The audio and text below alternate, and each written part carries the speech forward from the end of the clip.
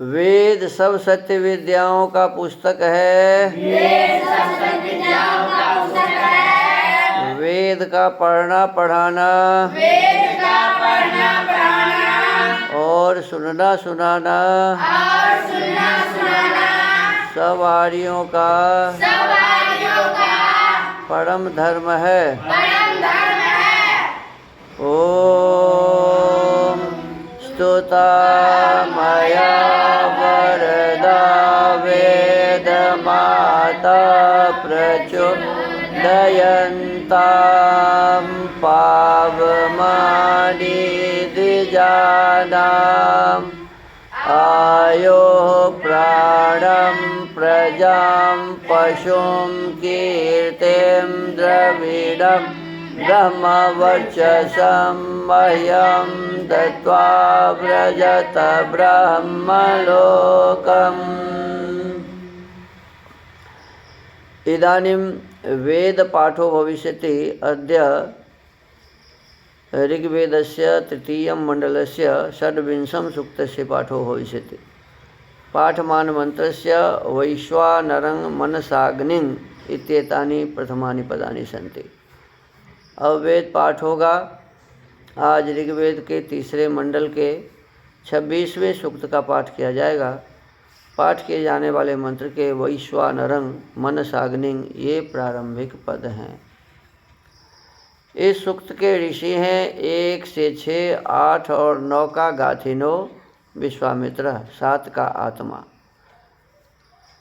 देवता है 1 से 3 का वैश्वानरः, 4 से 6 मरुतः, 7 8 अग्निरात्मा व 9 विश्वामित्रोपाध्याय। छंद है 1 से 6 जगति, 7 से 9 त्रिष्टुप। स्वर है 1 से 6 निषादः और 7 से 9 धैवतः।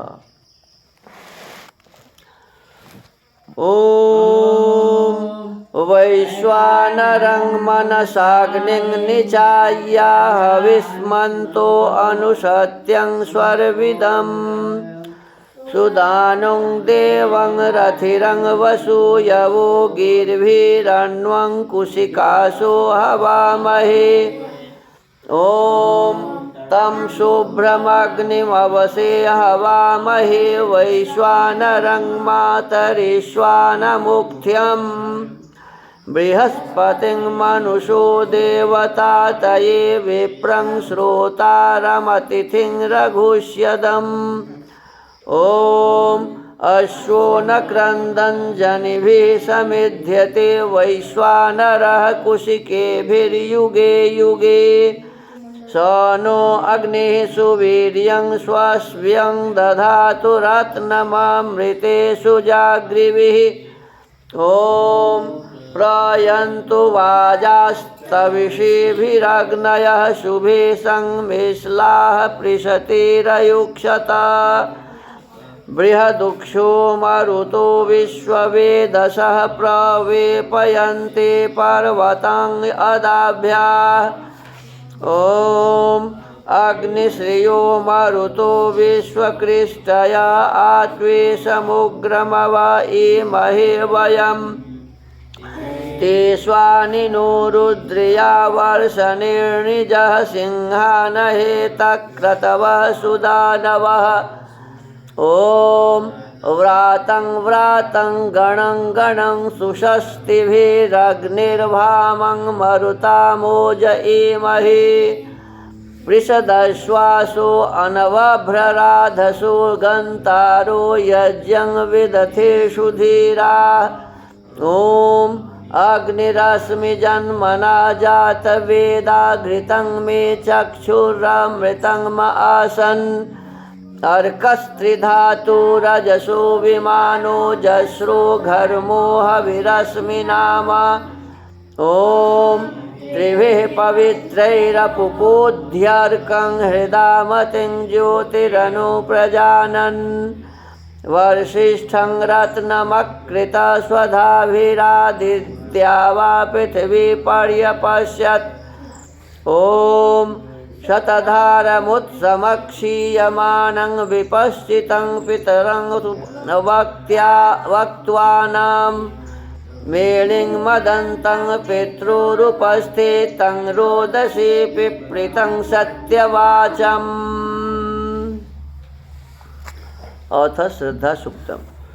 ओम श्रद्धयाग्निः समिध्यते श्रद्धया हूयते हविः श्रद्धां भगस्य मूर्धनि वचसा वेदयामसि। ओम प्रियं श्रद्धे ददतः प्रियं श्रद्धे दिदासतः प्रियं भोजेषु यज्वस्विदं उदितं कृधि। ओम यथा देवा असुरेषु श्रद्धामुग्रेषु चक्रिरे एवं भोजेषु यज्वस्वस्माकमुदितं कृधि। ओम श्रद्धां देवा यजमाना वायुगोपा उपासते श्रद्धां हृदयायाकूत्या श्रद्धया विन्दते वसु। ओम श्रद्धां प्रातर्हवामहे श्रद्धां मध्यन्दिनं परि श्रद्धां सूर्यस्य निमृचि श्रद्धे श्रद्धापयेहनः इति श्रद्धा सूक्तम् इति वेदपाठः। अथ वेद स्वाध्यायः। इदानीं वेद स्वाध्यायो भविष्यति। अद्य यजुर्वेदस्य अष्टमोऽध्यायस्य द्वितीयं मन्त्रस्य स्वाध्यायो भविष्यति। स्वाध्यायमान मन्त्रस्य कदाचन स्तरीरसि इत्येतानि प्रथमानि पदानि सन्ति। अवेद स्वाध्याय होगा। आज यजुर्वेद के 8वें अध्याय के दूसरे मंत्र का स्वाध्याय किया जाएगा। स्वाध्याय किए जाने वाले मंत्र के कदाचन स्तरीरसि ये प्रारंभिक पद हैं। ओम कदाचन स्तरीरसि नेन्द्रश्चसि दाशुषे उपोप्यन्नुमघवन् भूय इन्नुते दानं देवस्य पृच्छ्यत आदित्येभ्यस्त्वा। इस मंत्र के ऋषि हैं कदाचन इत्यस्यांगिरस ऋषि गृहपतिर्मघवा देवता भूरिक पंक्तिश्छंद पंचमा स्वर पुनस्तमेवाह। फिर भी गृहस्थों के धर्म का उपदेश अगले मंत्र में किया है। पदार्थ हे इंद्र परम ऐश्वर्य से युक्त पति। इंद्र का मतलब लिखा है कि परम ऐश्वर्य से युक्त जो मालिक है वो इंद्र है, जिस कारण आप कदा कभी चन भी स्तरीह अपने स्वभाव को छिपाने वाले न नहीं असी हैं।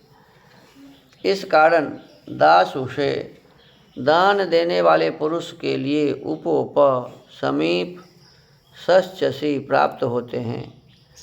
हे मघवन प्रशंसित धन युक्त भरता देवस्य विद्वान ते आपका जो दानम दान अर्थात अच्छी शिक्षा व धन आदि पदार्थों का देना है। इत वही नु शीघ्र भूयः अधिक करके मुझको पृच्छ्यते प्राप्त होवे। इसी से मैं स्त्री भाव से आदित्येभ्य प्रति महीने सुख देने वाले आपका आश्रय करती हूँ। भावार्थ विवाह की कामना करने वाली युवती स्त्री को चाहिए कि जो छल कपट आदि आचरणों से रहित प्रकाश करने और एक ही स्त्री को चाहने वाला जितेंद्रिय सब प्रकार का उद्योगी धार्मिक और विद्वान पुरुष हो उसके साथ विवाह करके आनंद में रहे। अब तो ऐसा पुरुष भी मिलना कठिन है जो इसमें लिखा है। तो ऐसे यदि खोजने लगे तो बहुत सारी लड़कियों की शादी ही नहीं होगी, क्योंकि ऐसे जितेंद्रिय लोग मिलना ही कठिन है। अभी तो ज़्यादा ऐसा है कि 3-3 लड़की से शादी कर लेता है। जहाँ काम करता है वहाँ एक अलग, गांव में एक अलग, और रास्ता में भी कर लेता है। पता नहीं क्या क्या करता है। हाँ, तो ऐसे पत्नी व्रता पुरुष मिलना कठिन है। लेकिन इसमें लिखा है कि जो जिसमें किसी प्रकार का छल न हो, कपट न हो। तो बहुत सारी लड़कियां तो ठगा रही है, मुसलमान से शादी कर लेती है, बाद में पता चलता है कि ये तो मुसलमान है। जब सब कुछ लुट जाता है तब पता चलता है। हाथ में ललका डोरा बांध के अपना नाम परिवर्तन कर लेता है। इसी का नाम अभी चल रहा है लव जहाज। क्या कहते हैं? लव जहाज। मुसलमान लड़का लोग हिंदू नाम रख के हाथ में वो डोरा बांध के, क्योंकि डोरा बांधने वाला हिंदू होता है, लोग समझता है, ऐसे हाथ में डोरा बांध लेता है और क्या कहते हैं, अपना नाम चेंज कर लेता है और इसी नाम से लड़की को फंसा लेता है कि मैं फलना यादव, फलना सिंह, फलना झा, फलना ठाकुर हूँ, हैं। और लड़की उसके चंगुल में जब फंस जाती है तब उसको पता चलता है, अरे तो मुसलमान था। अब उसको कहता है कि गाय का गोश्त खाओ। जो सब वो लोग खाता है सो सब खिलाने के लिए तैयार होता है। अभी लड़की कहती है कि मैं तो कभी नहीं खाया, नहीं खाऊंगी। बहुत होती है जो उसमें बह भी जाती है, खाने भी लगती है। अब बहुत उससे लड़ाई झगड़ा करके केस करती है, फिर वो लड़का पकड़ाता है। तो ये कम है, ऐसा ज़्यादा तो फंस के उसी में रह जाता है। अब करेगी क्या? तो ऐसे लव जिहाद चल रहा है। ऐसे परिस्थिति में ऐसा लड़का कहाँ खोजेगी लड़की जो छल कपट से रहित हो। दूसरी बात है कि उसका आचरण सुंदर हो, ये भी खोजना कठिन है, सुंदर आचरण वाला लड़का। आज ज़्यादा लड़का तो बदमाश है, उसका आचार विचार अच्छा रहता ही नहीं है। और एक ही स्त्री को चाहने वाला, ये तो और कठिन है। एक ही पत्नी को चाहने वाला, ये तो बहुत कठिन है। हाँ, ये सब कठिन ही है। और फिर आगे तो और कहा कि जितेंद्रिय होना चाहिए, माने अपने आँख, कान, नाक, जिह्वा, त्वचा, ये सभी पर उसका अधिकार हो। वो जो जीता हुआ है वो लड़का चाहिए। तो मिलेगा क्या कहें? वो तो बढ़िया से बढ़िया लड़का इंद्रजीत नहीं होता है, सब इंद्रिय के वश में होता है। और दूसरी बात ये भी है, लड़की भी ऐसा मिलना कठिन है जी। लड़की स्वयं भी इस प्रकार की मिलना कठिन, लेकिन फिर भी लड़का से लड़की अच्छी है अभी भी। हाँ, बहुत बहुत लड़की लड़कों से अधिक थोड़ा सा बची हुई है। लड़का तो बिल्कुल गया गुजरा है, सब बेकार हो गया है।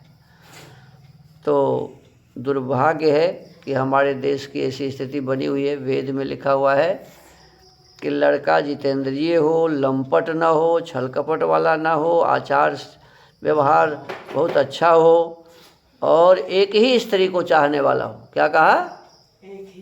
एक ही स्त्री को चाहने वाला हो। ऐसे लड़कों को उत्तम, इसी प्रकार की जो लड़की है उससे शादी करनी चाहिए। तो यहाँ युवती के लिए कहा है कि ऐसे युवती को ऐसे लड़कों से शादी करनी चाहिए और तभी आनंद मिल सकता है, नहीं तो आनंद मिलना कठिन है। कहते हैं कि उद्योगी, धार्मिक और विद्वान पुरुष हो। क्या कहा? उद्योगी माने परिश्रम करने वाला। अब देखो, अब इससे जो शादी करेगी तो मरेगी ही ना, ये काम ही नहीं करना चाहता है, ऐसे ही बैठा रहता है, सीधा होके भी नहीं बैठ पाता है, हैं? जो लड़का शादी करेगा वो काम ही नहीं करेगा तो घरवाली को खिलाएगा क्या? हैं? कृष्णा को शादी करा दो तो ये क्या करेगा बताओ? हैं? कहेगा कि तू कमा के लाओ, हम बैठ के खाएंगे। तो बताओ, घर वाली को कहेगा तू कमा के ला, हम बैठ के खाएंगे। तो ऐसे लड़का क्या करेगा? तो इसे कहते हैं लड़का होना चाहिए कैसा जी? काम करने वाला, उद्योगी, मेहनती लड़का से शादी करना चाहिए लड़कियों को। दूसरी कहा कि धार्मिक भी होना चाहिए, खाली काम करने वाला, धार्मिक भी होना चाहिए। फिर कहा कि विद्वान भी होना चाहिए। अब तो लोगों में बहुत आदमी की तो योजना है कि हमको विद्वान बनना नहीं है, किसी को बिजली फिट करना है, किसी को क्या कहते हैं बर्तन बनाना है, किसी को घर बनाना है। विद्वान तो बनना ही नहीं है। तो विद्वान नहीं बनोगे तो कौन घर वाली तुमको चाहेगी? हैं? कोई लड़की तुमसे शादी होगी वही कुलटा होगी, वही करेगी। अरे कुलटे न करेगी जब तुम अच्छे नहीं बनोगे तो। हैं? कुलटा लड़का से कुलटा लड़की शादी करेगी। इसलिए पहले विद्वान बनिए आप लोग, खूब मेहनत करो, परिश्रम करो, विद्वान बनो, धार्मिक बनो। जब तक आप इस प्रकार के गुण को नहीं हासिल करते हैं तब तक स्वामी जी तो लिखते हैं कि आजीवन भले ही कुंवारा रह जाए, कुंवारी रह जाए, लेकिन न ऐसे लड़का से लड़की को शादी करनी चाहिए, न ऐसे लड़की से लड़का को शादी करनी चाहिए। तो अब सोच लो क्या स्थिति बनेगी। तो वेद के इस सुंदर श्रेष्ठ व्यवहार युक्त, आचरण युक्त बातों को हमें ध्यान रखना चाहिए और हमें अपने जीवन को वेदानुकूल बनाना चाहिए। तभी ये वेद स्वाध्याय का लाभ होगा, ऐसे कोई लाभ होने वाला नहीं। जितने भी लोग हैं आज अपने बच्चे को ऐसा नहीं बनाना चाहते, न बेटी को बनाना चाहते, न बेटा को बनाना चाहते। बेटी भी धार्मिकी मिलना कठिन है।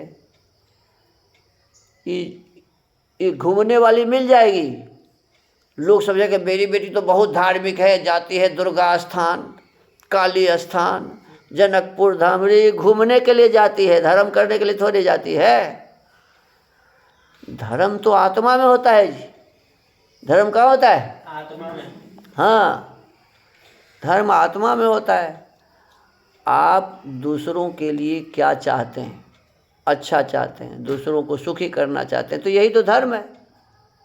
दूसरों का ध्यान रखते हैं, दूसरों का कल्याण करना चाहते हैं। परोपकाराय पुण्याय, दूसरों का उपकार करना चाहो तो ये क्या है जी? पुण्य है, धर्म है। तो ये अपने बच्चों को सिखानी चाहिए, बेटा हो चाहे बेटी हो, सबको बढ़िया आचरण हो, धार्मिकी हो, विदुषी और विद्वान हो। छल कपट न बेटा के भीतर होना चाहिए, ना बेटी के भीतर होना चाहिए। ऐसा होना चाहिए। ऐसा करेंगे तो आपका भी जीवन शुद्ध श्रेष्ठ होगा। और जो आपके साथ आने वाले समय में पढ़ने के बाद जब विवाह करेंगे और जो आएंगी आपके साथ महिला, उनका भी जीवन सुखमय होगा। और नहीं तो आप भी दुखी, वो भी दुखी। आजकल गांव घर में जो लड़ाई झगड़ा होता है, किसका होता है? न घर वाली का बात घर वाला मानता है, न घर वाला का बात घर वाली मानती है। इसी का ज़्यादा झगड़ा है, इसी का लड़ाई होता रहता है। घर वाला कहेगा वहाँ नहीं जाओ, तो वो कहेगी हम वहाँ जाएंगे। अब इसी का लड़ाई होता है। और दोनों में किसी को समझ है नहीं, मार पीट करके चला जाता है। कहाँ? कोर्ट, कोर्ट तक चली जाती, महिला भी और पुरुष भी। अब बताओ, शादी किया कोर्ट में जाने के लिए, और कभी सुख मिलेगा ऐसे में? कभी भी सुख मिलने वाला नहीं है। ये दुखमय आपका जीवन होगा। तो प्रत्येक व्यक्ति को चाहिए अपने संतान को सुसंतान बनाए, उसे सुंदर शिक्षा दे, आचारवान बनाए, धार्मिक बनाए, विदुषी बनाए, विद्वान बनाए, छल कपट से रहित बनाए। सब प्रकार से संतान उत्तम व्यवहार वाला हो, तभी उसकी शादी आदि करानी चाहिए। नहीं तो ऐसे ही कुमारा ही मर जाए अच्छा है। जो संतान पठन पाठन नहीं किया, विद्वान नहीं बना, सही रास्ते पर नहीं चला, तो ऐसे बिना शादी विवाह के ही मर जाए तो ठीक है। नहीं तो शादी विवाह करा दोगे, अपना भी सुख उसका जीवन में नहीं होगा और तुमको भी सुखी नहीं रहने देगा, तुम्हारा नाम बदनाम करेगा। ऐसा होता है। तो ऐसे संतान, ऐसी युवतियाँ, जैसे युवक हमारे समाज में हो, जैसा वेद में आदेश है। इसी के साथ आज के इस वेद स्वाध्याय के क्रम को ही विराम देते हैं। ओम। महर्षि दयानंद सरस्वती जी ने सत्यार्थ प्रकाश की रचना की है और सत्यार्थ प्रकाश के 7वें समुल्लास का हम सभी स्वाध्याय कर रहे हैं। और इसमें परमात्मा की स्तुति, प्रार्थना और उपासना के फल को बताया हुआ है कि स्तुति प्रार्थना करने से क्या होता है। तो स्तुति करने से ईश्वर में प्रीति होती है। ईश्वर के जो गुण हैं, कर्म हैं, स्वभाव हैं, उनके गुण कर्म स्वभाव से अपने गुण कर्म स्वभाव को हम सुधारते हैं। फिर प्रार्थना करने से हमारे मन में कोई अहंकार उत्पन्न नहीं होता है, हम निराभिमानी बनते हैं, मन में एक उत्साह उत्पन्न होता है और परमात्मा से सहायता भी मिलती है। ये प्रार्थना का फल है। और उपासना का फल बताते हैं कि पर ब्रह्म से मेल, अर्थात परमपिता परमेश्वर से हमारा मेल होता है। तो ये, और फिर उसका साक्षात्कार भी होता है कि परमेश्वर कैसा है। जैसे हम आप अभी बात कर रहे हैं तो योगी जन परमात्मा से इसी प्रकार बात करते हैं। तो इसी संबंध में अभी कुछ मंत्र दिए हुए हैं कि परमात्मा से माने कैसे प्रार्थना करें, परमात्मा की कैसे स्तुति करें, उसकी उपासना करें। तो जब हम लोग रात्रि काल सोते समय मंत्र बोलते हैं ना, यह जागृतो, ये 34वें अध्याय, यजुर्वेद के 34वें अध्याय का मंत्र है। तो आज चौथा मंत्र है। मंत्र है ओम येनेदं भूतं भुवनं भविष्यत् परिगृहीतमृतेन सर्वं येन यज्ञस्तायते सप्तहोता तन्मे मनः शिव संकल्पमस्तु। देखिए, हमारा ये मन है ना, इस मन के बारे में इस मंत्र में लिखा हुआ है कि यह भूत, भविष्यत और वर्तमान तीनों व्यवहारों को जानने वाला है। कहते हैं हे जगदीश्वर, जिससे सब योगी लोग इन सब भूत माने जो बीत गया, भूत माने गाछ पर रहने वाला भूत मत समझना, गाछ पर कोई भूत नहीं रहता है। ये लोगों के मन में शंका है।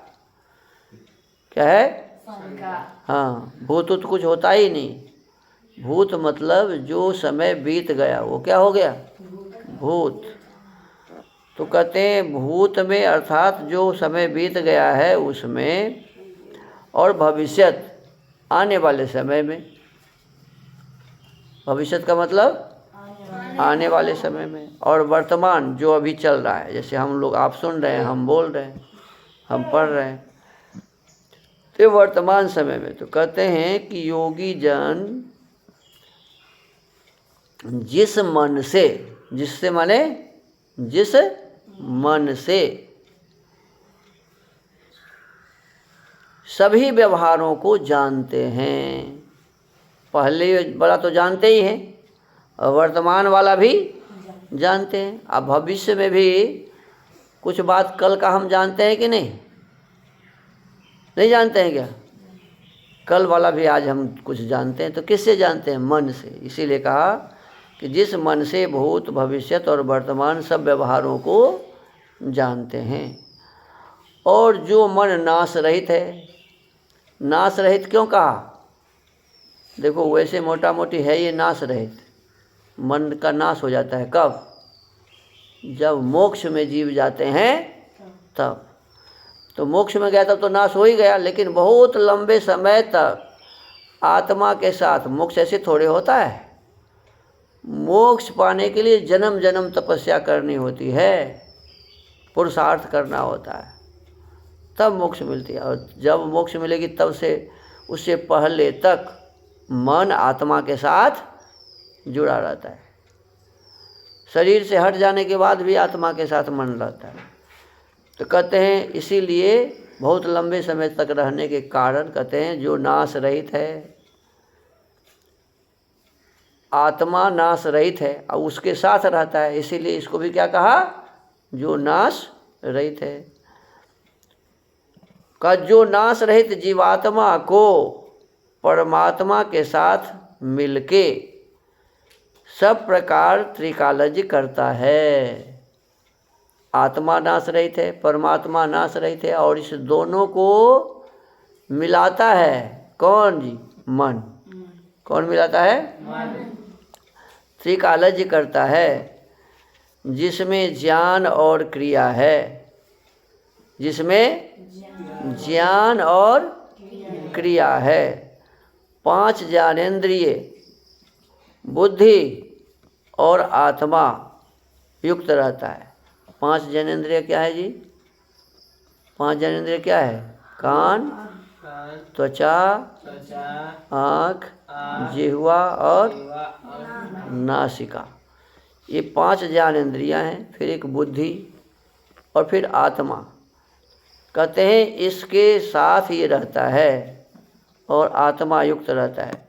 उस योग रूप यज्ञ को जिससे बढ़ाते हैं, योग को यहाँ यज्ञ कहा है। कहते हैं योग रूप यज्ञ को जिससे बढ़ाते हैं। देखो योग शास्त्र में जितनी भी बातें लिखी हुई है, सबका विचार किससे करते हैं जी? मन से ही तो करते हैं। किससे करते हैं? मन से।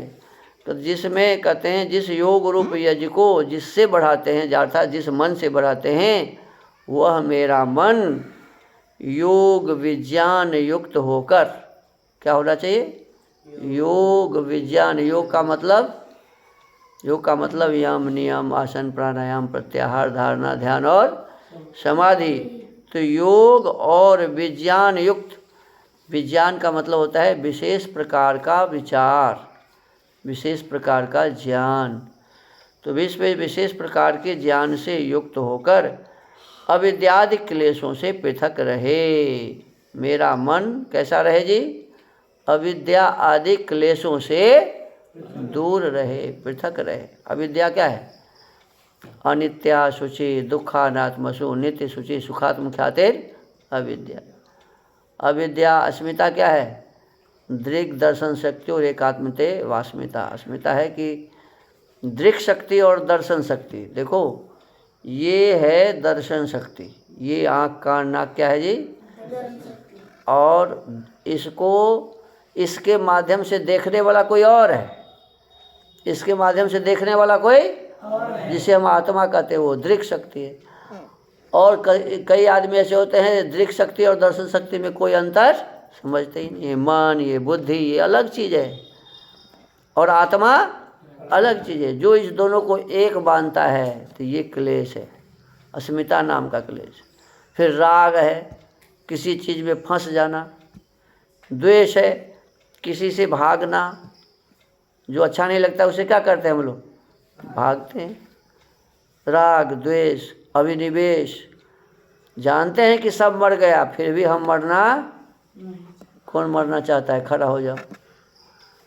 चाहता है जी? किशन जी मरना चाहते हैं आप? देखो कोई मरना नहीं चाहता। कोई भी व्यक्ति मरना नहीं चाहता है। चाहे मैं हूँ, चाहे बाबा हो, चाहे आचार्य जी हो, पूछो मरना चाहते हैं? कहेंगे हाँ, तो छुरी लेकर के यहाँ ले जाना, लाइए भोग देते हैं। रुद्र को भोगो छुरी कंठ में। देखो क्या कर रहा है। बिल्कुल नहीं कोई मरना चाहता है। यही अभिनिवेश नामक क्लेश है। तो कहते हैं इन 5 अविद्या आदि 5 क्लेशों से हम दूर हो जाएं, पृथक रहें। किसको कहा? मन को। कि मेरा ये मन इन अविद्यादि क्लेशों से क्या हो जाए जी? दूर हो जाए। तभी हमारा ये जीवन सुखमय होगा, क्योंकि मन का ही खेल है। मोक्ष तक कौन यात्रा करवाता है? मन ही करवाता है। केवल आत्मा अपने हिसाब से नहीं जा सकता वहाँ तक, मन के माध्यम से वहाँ तक पहुँचता है। मन रूपी एक कार मिली हुई है। किसको? आत्मा को। कार में आदमी यात्रा करता है जी, यहाँ से छपरा तक कार में बैठ। तो कहते हैं कार में जैसे यात्रा करके छपरा पहुँचते हैं, वैसे आत्मा मन रूपी कार में बैठ के कहाँ जाएगा? मोक्ष में। वो मन कैसा हमारा होना चाहिए? कार ठीक ठाक होना चाहिए ना जी? हैं कि खराबों में पहुँच जाओगे? नहीं, जैसे खराब कार में हम नहीं पहुँच सकते, वैसे ही हम खराब मन से मोक्ष रूपी यात्रा नहीं कर सकते। इसलिए अपने मन को कैसा बनाओ? शुद्ध, पवित्र, श्रेष्ठ, क्लेशों से रहित, अविद्याओं से रहित, विज्ञान से युक्त, अनेक प्रकार के विद्याओं से युक्त, योग आदि से युक्त अपने मन को बनाइए, तब हमारा ये जीवन सफल बनेगा, अन्यथा नहीं। तो आज के इस सत्यार्थ प्रकाश के स्वाध्याय को यहीं विराम देते हैं। ओम। महर्षि वाल्मीकि जी ने रामायण की रचना की है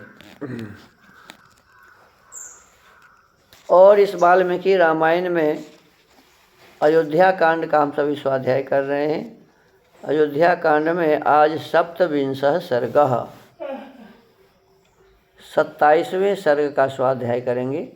इससे पहले भगवान राम माता जी से आदेश लेकर अपनी धर्मपत्नी सीता जी के पास आते हैं और सीता जी को बताते हैं कि पिताजी ने मुझे जंगल जाने के लिए कहा है 14 वर्ष के लिए, और अब यहाँ के राजा भरत बनेंगे। तो आपसे मेरा ये कहना है कि जब कोई राजा हो जाता है तो उस राजा के अनुसार ही प्रजा को चलना उचित है।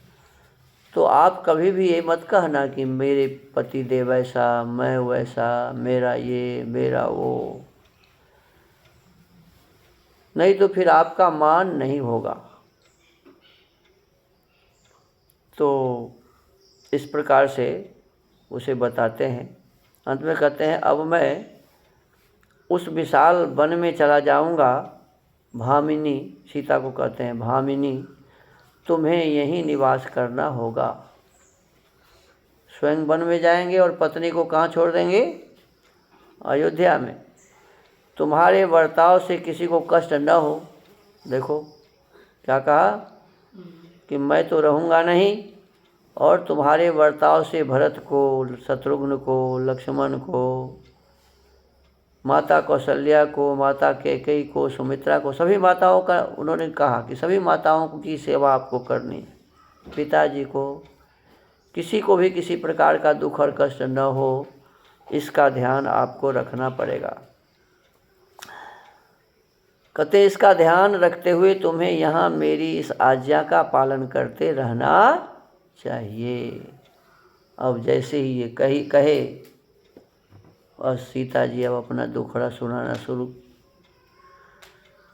एवं मुक्ता तु वैदेही प्रियार्हा प्रियवादिनी प्रणया देव संक्रुद्धा भर्तारमिदमब्रवीत्। श्री राम के ऐसा कहने पर प्रियवादिनी विदेह कुमारी सीता जी, जो सब प्रकार से अपने स्वामी का प्यार पाने योग्य थी, प्रेम से ही कुछ कुपित होकर पति से इस प्रकार बोल रही थी प्रेम से ही, लेकिन मन में तो कुपित का मतलब क्रोध भी हो गया कि बताओ, मुझे कहते हैं यहाँ रहो और तुम अपने चले जाएंगे जंगल। तो प्रेम से ही थोड़ा सा क्रोधित होकर बोली। कुपित माने बोली, किमिदं भाषसे राम वाक्यं लघुतया ध्रुवं त्वया यद पहास्यं मे श्रुत्वा नरवरोत्तम। नरश्रेष्ठ राम, आप मुझे ओछी समझकर यह क्या कह रहे हैं? क्रोध आ गया। आप मुझे ओछी समझकर यह क्या कह रहे हैं? आपकी ये बातें सुनकर मुझे बहुत हंसी आती है। क्या कहा? आपकी ये बातें सुनकर मुझे थोड़ी मोड़ी नहीं, बहुत हंसी आती है। क्या कही? आपकी ये बातें सुनकर मुझे बहुत हंसी आती है। वीराणां राजपुत्राणां शस्त्रास्त्र विदुषां नृप अनर्हमय सस्यं च न श्रोतव्यम त्वयिरितम। नरेश्वर, आपने जो कुछ कहा है वह अस्त्र शस्त्रों के ज्ञाता वीर राजकुमारों के योग्य नहीं है। अब वो जानते थे कि ये तो अस्त्र शस्त्र सब चलाना जानते हैं, शास्त्र भी जानते हैं। तो कहते हैं जो अस्त्र शस्त्र के जानने वाले हैं वैसा राजकुमार इस प्रकार की बात नहीं बोलेगा जो आप कह रहे हैं। देखो पतिदेव को डांट रही है। वह अपयश का टीका लगाने वाला होने के कारण सुनने योग्य भी नहीं है। आप जो कह रहे हैं वो क्या है? अपयश का टीका लगाने वाला है। मतलब आप चले जाएंगे उधर, हमको लोग इधर उधर बोलना शुरू कर देगा। तो ये अपयश का टीका लगाने वाली बात आप बोल रहे हैं, ये सुनने योग्य भी नहीं है। आपने जो कहा है ये सुनने योग्य भी नहीं है। आगे कहती हैं, आर्य पुत्र पिता माता भ्राता पुत्र तथा स्नुषा स्वानि पुण्यानि भुंजाना स्वं स्वं भाग्यमुपासते। देखो पतिदेव को क्या करें? आर्य पुत्र क्या कर रही है? आर्य पुत्र क्या हो गया हमारे इस देश को पता नहीं। हमारे देश के लोग रामायण पढ़ते हैं, महाभारत गीता पढ़ते हैं, लेकिन इसमें जो मूल बातें लिखी हुई है इस पर कोई ध्यान नहीं। देखो हिंदू पुत्र इसमें कहा क्या? नहीं। हिंदू पुत्र कहीं लिखा है? नहीं। अपने पतिदेव को क्या कह रही हैं? आर्य पुत्र। अरे इस देश के सभी आर्य होते थे। इस देश के सभी क्या होते थे जी? आर्य का मतलब होता है श्रेष्ठ। आर्य का मतलब क्या होता है? श्रेष्ठ। दशरथ जी श्रेष्ठ हैं और उनके आप श्रेष्ठ पुत्र हैं। क्या कह रही हैं? हमारे ससुर जी श्रेष्ठ हैं और उस श्रेष्ठ के आप पुत्र हैं। तो इसलिए कहते हैं आर्य पुत्र। इस देश का नाम ही होता था आर्यावर्त, क्योंकि यहाँ आर्य लोग ही रहते थे। यहाँ के सभी आर्य ही होते थे। तो हमको आपको इससे सीख लेनी चाहिए और आज भी अपने परिवार में इस परंपरा को चलानी चाहिए। हम आर्य हैं। हम क्या हैं? आर्य हैं। आखिर क्यों भूल गए इस बात को? क्यों हम लोग ध्यान नहीं दे रहे हैं? आर्य अपने आप को कहने में लज्जा क्यों आ रही है? हिंदू कहलाने में गर्व हो रहा है। अरे गर्व से कहो हम हिंदू हैं, ये ना कह के ये बोलो ना, गर्व से कहो हम आर्य हैं। क्या कहना चाहिए जी? गर्व से कहो हम आर्य हैं, बोलना चाहिए ना। आप लोग बोलिएगा जब बड़े होइएगा तो क्या बोलिएगा? गर्व से कहो हम आर्य हैं। ठीक है जी? हिंदू माने तो चोर काफिर बदमाश लुटेरा पता नहीं क्या क्या होता है, और आर्य का मतलब श्रेष्ठ होता है। तो हमको श्रेष्ठ बनना चाहिए ना, क्या ही हिंदू मुंदू बनना है। तो आर्य पुत्र,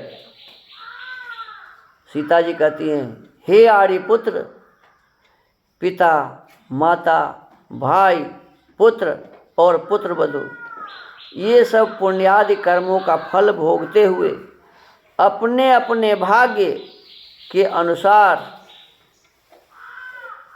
जीवन निर्वाह करते हैं। देखो राम जी को हो रहा था कि हम ही खाली विद्वान हैं, सीता जी थोड़े कुछ जानती है।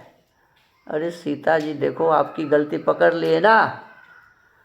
सीता जी कहती है कि आपकी बात सुनने लायक नहीं है।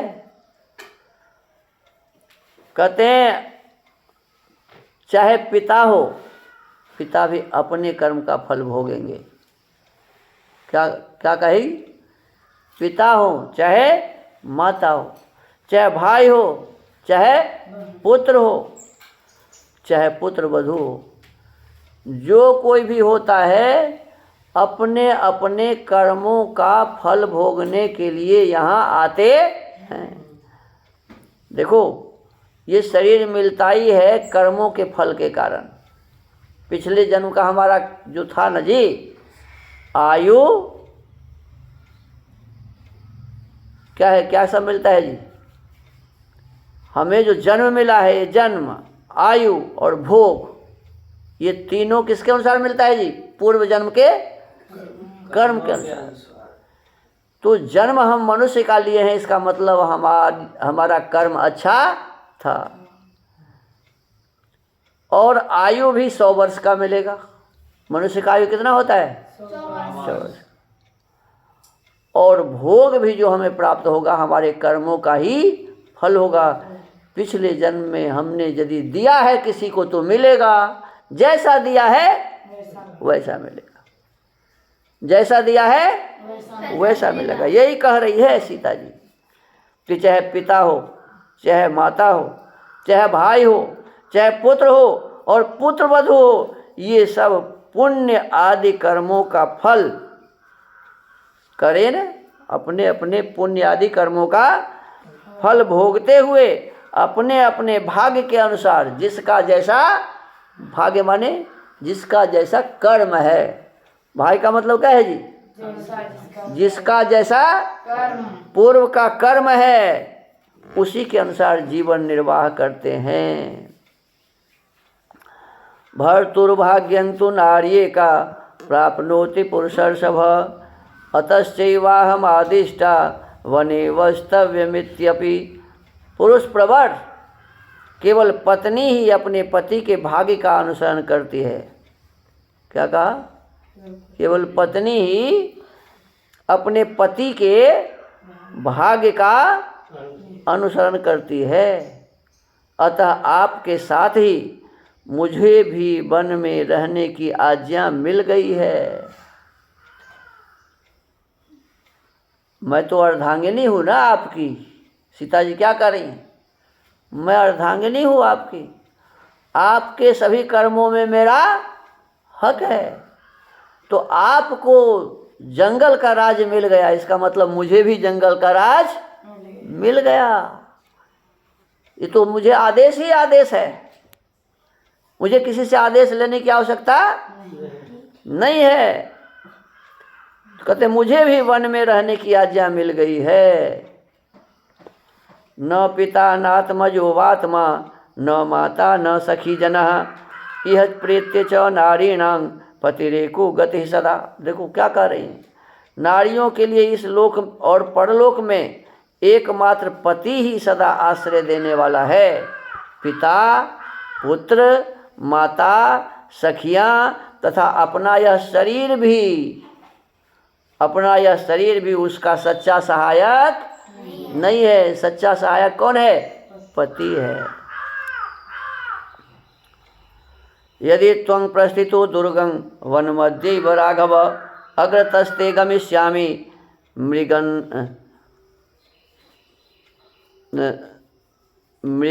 मृदगंति कुशकंटकान। रघुनंदन, यदि आप आज ही दुर्गम वन की ओर प्रस्थान कर रहे हैं तो मैं रास्ते के कुश और कांटों को कुचलती हुई आपके आगे आगे चलूंगी। क्या कह रही है? कि मैं आपके आगे चलूंगी जिससे आगे कोई कंटक न रहे। कांट करेगा तो मुझे पहले करेगा, फिर आपको करेगा। देखो पत्नी तो ऐसी होनी चाहिए ना। आज तो छोड़िए के भाग जाएगी, नहीं आज तो कहेगी तू जाओ जंगल, हम अपने बाप के घर जाते हैं, है ना। सीता जी क्या कर रही हैं? देखो थोड़ा सा, अरे भगवान राम को क्या परेशानी नहीं, असली परेशानी तो सीता जी को नहीं हो रही है। रानी बनने वाली थी और देखो सीधा जंगल में जाने के लिए तैयार हो रही है, जबकि उनको जंगल में जाने को कोई कहा नहीं है। तो कहती हैं कि मैं आगे आगे चलूँगी। ईर्ष्यांग रोषंग बहिष्कृत्य भुक्त शेष विबोधकम नयमांग वीर विश्रब्ध पापंग मयि न विद्यते। अतः वीर, आप ईर्ष्या और रोष को दूर करके पीने से बचे हुए जल की भांति मुझे निशंक होकर साथ ले चलिए। मुझ में ऐसा कोई पाप अपराध नहीं है। देखो अपने आप को तो सब जानता है ना। सीता भी जानती थी कि मुझ में कोई पाप नहीं है, मैंने कोई अपराध नहीं किया है जिसके कारण आप मुझे यहाँ त्याग देंगे। क्या मुझे पाप किया है क्या कि मुझको आप यहाँ त्याग के छोड़ के भाग जाएंगे। प्रासादाग्ने विमानैर्वा वैहाय सगतेन वा सर्वावस्थागता भर्तुः पादच्छाया विशिष्यते। ऊंचे ऊंचे ऊंचे महलों में रहना, विमानों पर चढ़कर घूमना अथवा अणिमा आदि सिद्धियों के द्वारा आकाश में विचरना, इन सब की अपेक्षा स्त्री के लिए सभी अवस्थाओं में पति के चरणों की छाया में रहना विशेष महत्व रखता है। देखो, एक तो ये बात है कि कई लोग तो इस प्रकार से सोचेंगे कि महिलाओं को पति के भीतर दबा के रखने वाली बात है, लेकिन सचमुच में पति और पत्नी का जो सुख है वह संसार में और कहीं नहीं है। जिस प्रकार से पत्नी पति को और पति पत्नी को, जो अच्छे लोग हैं, देखो एक तो गलत आदमी होता है जो पति को ले जाता है और पहाड़े के ऊपर से धकेल देता है, बीच में हुआ है ना, है हाँ, बहुत जहर खिला देती है, या पत्नी को ऐसा करता है। तो ऐसा बहुत सारे पति भी हैं, ऐसे पत्नी भी हैं जो झूठा पति पत्नी बने हुए हैं, जो अपने पति और पत्नी के साथ अन्याय करते हैं। लेकिन सचमुच में धार्मिकी विदुषी जो पत्नी है या धार्मिक विद्वान जो पति देव हैं, ये पत्नी और पति देव में जो संबंध होता है वह संबंध अलौकिक संबंध है।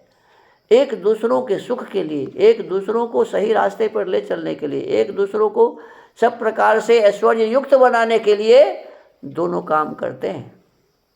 सीता जी यहाँ यही कर रही हैं कि चाहे विमान में चढ़ने वाली बात हो, हवाई जहाज में, चाहे महलों में रहने वाली बात हो, चाहे आकाश में बिना किसी हवाई जहाज के ही एक योग होता है, उस साधना से लोग घूमते हैं, कहते हैं अनिमा आदि सिद्धियों के द्वारा आकाश में विचरने की बात हो, इन सब के अपेक्षा अपने पति देव के चरणों की छाया में रहना विशेष महत्व रखता है। अनुशिष्टास्मि मात्रा च पित्रा च विविधाश्रयम् नास्मि संप्रति वक्तव्या वर्तितव्यं यथा मया। मुझे किसके साथ कैसा बर्ताव करना चाहिए, इस विषय में मेरी माता और पिता ने मुझे अनेक प्रकार से शिक्षा दी है। देखो,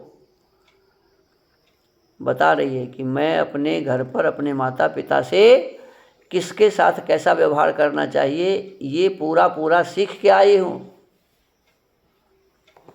इस समय इसके विषय में मुझे कोई उपदेश देने की आवश्यकता नहीं है। आप मत सिखाइए कि आप ससुर जी के पास रहिए तो सास जी के पास रहिए, तो देवर जी के पास रहिए, तो माने अयोध्या में रहिए, महल में रहिए, ये सब मुझे मत सिखाइए।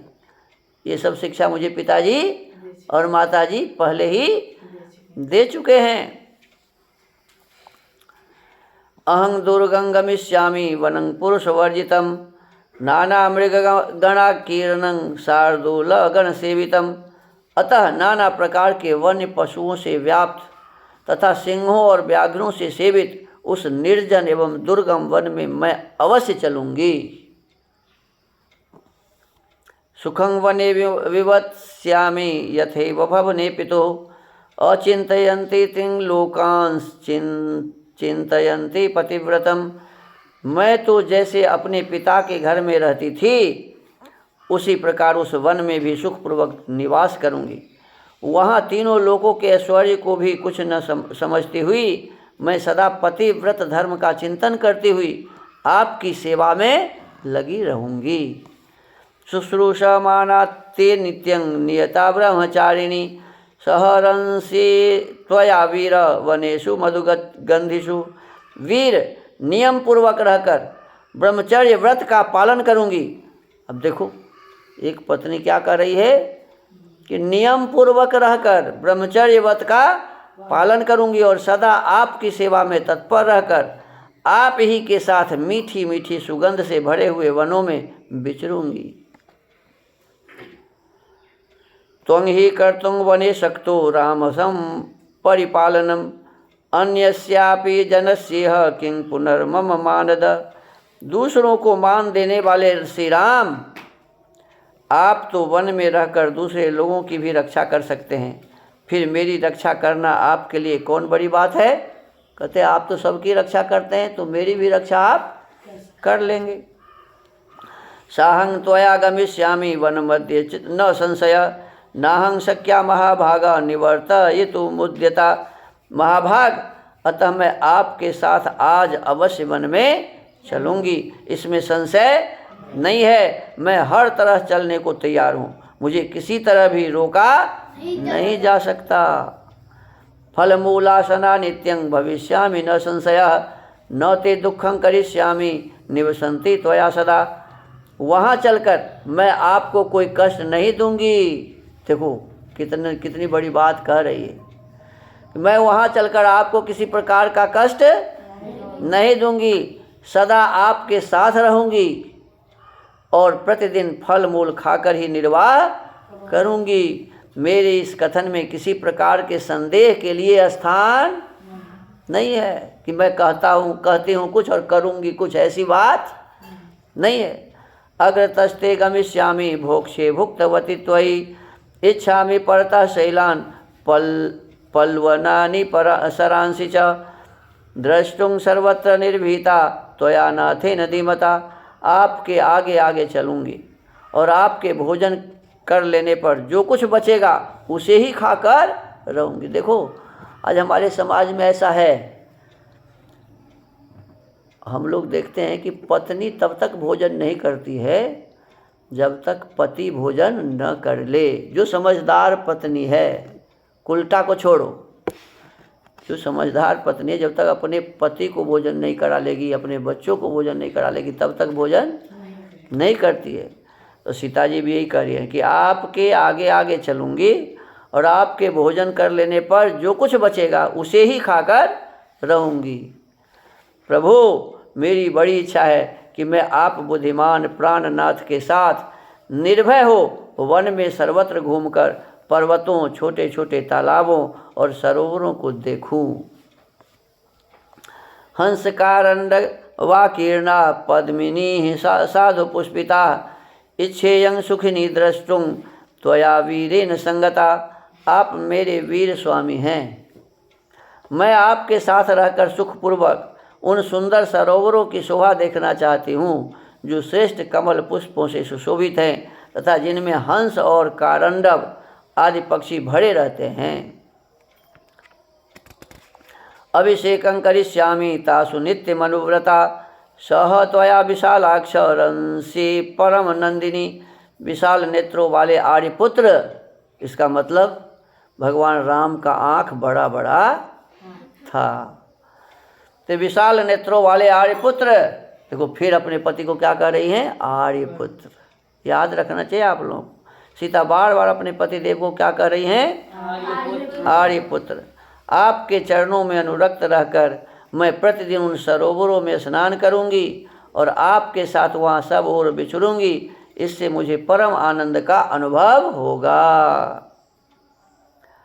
एवं वर्ष सहस्राणि शतंगवापि त्वयामसः, व्यतिक्रमं न वेत्स्यामि स्वर्गोपि ही न मे मतः। इस तरह सैकड़ों या हजारों वर्षों तक भी यदि आपके साथ रहने का सौभाग्य मिले तो मुझे कभी कष्ट का अनुभव नहीं होगा।